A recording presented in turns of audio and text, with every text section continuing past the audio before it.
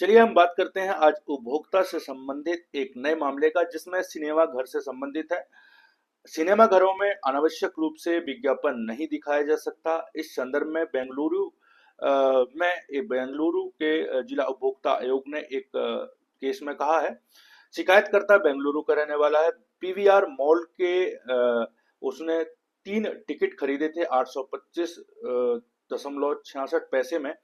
उसने 3 ticket book करवाए थे, जिसका समय था 4:05 में शो स्टार्ट होना था, किंतु 4:05 में शो स्टार्ट नहीं किया गया, जिससे जो शिकायत करता है वह अपने काम पर 6:30 बजे उसे कहीं काम पे जाना था, वह काम पर नहीं जा पाया, जिससे उसको नुकसानी होती है। तब वह शिकायतकर्ता आयोग में शिकायत करता है कि पीवीआर मॉल के द्वारा जो बुकिंग टिकट है, बुक माई शो.com से उसने जो टिकट बुक करवाया था, उसमें टाइम जो लिखा था 4:05 से शो स्टार्ट करने का था, लेकिन टाइम से स्टार्ट ना होने की वजह से वह काम पे नहीं जा पाया और उसको भारी नुकसानी हुई।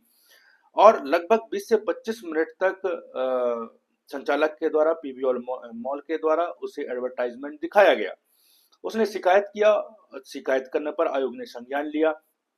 पीवीआर मॉल को नोटिस जारी किया गया। साथ में बुक माई शो डॉट कॉम कंपनी जो है उसको भी नोटिस जारी किया गया। बुक माई शो डॉट कॉम जो कंपनी थी, उसे आयोग ने पाया कि यह केवल बुक करने की कंपनी है, इसका टाइम से कोई लेना देना नहीं है, इसलिए इसे अलग किया जाए। दूसरी ओर जो देखा जाए कि जो संचालक है पीवीआर मॉल का, उसे दोषी पाया और दोषी पाने पर उन्होंने उसके ऊपर लगभग 20,000 रुपए का जुर्माना लगाया और 8,000 रुपए का और अतिरिक्त, मतलब 28,000 रुपए शिकायतकर्ता को देने को।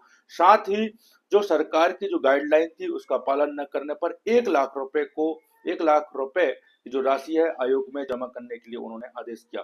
विषय यह था, पीवीआर ने अपना डिफेंस में यह कहा कि जो हम एडवर्टाइजमेंट दिखाए हैं वह सरकार के गाइडलाइन के अनुसार दिखाए हैं, जो आवश्यक सार्वजनिक चीजें होती है उसे दिखाने के लिए हमने दिखाए हैं।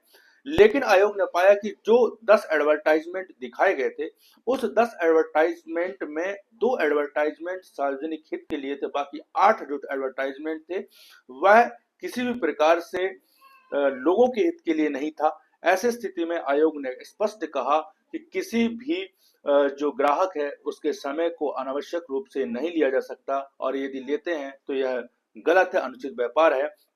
आयोग ने यह भी एक टिप्पणी करते हुए कहा कि इस नए युग में समय को धन माना जाता है। प्रत्येक का समय बहुत कीमती होता है। किसी को भी दूसरे के समय और धन समय को बर्बाद नहीं किया जा